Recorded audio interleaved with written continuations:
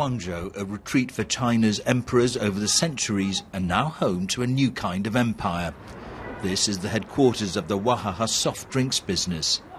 Note the political banner. Communism and capitalism sit side by side here. We got a glimpse of how that works. Zong Qing Hou is worth up to $20 billion. He's courted by the party. This delegation is from faraway Sichuan province. On both sides of the table, they know that too many are still missing out on China's economic miracle. Lots of people here are still poor, while only a small number are rich. This wealth gap has become a huge problem and has triggered social dissatisfaction. That's your brother? He grew up in poverty, a rags to riches story, if ever there was one.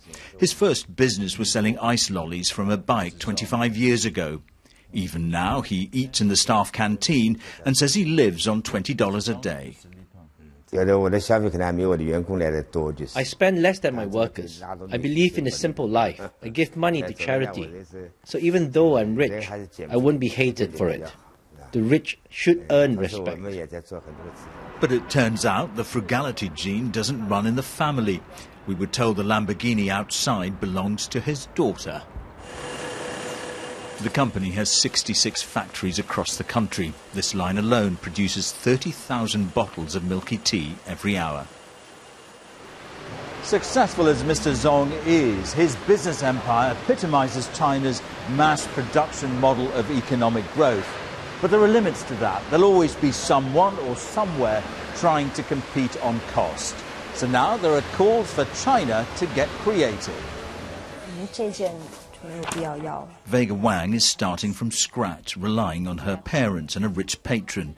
There was no question of borrowing from a bank.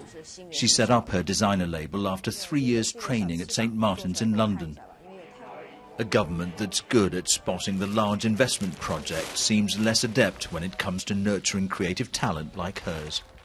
I think the government has already noticed that this is a really important thing for the country, especially for a developing country.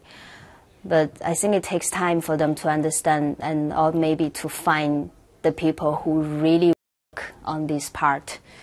Because this country is too big. It's just possible that the likes of Vega Wang represent a new generation and a new meaning to the Made in China brand.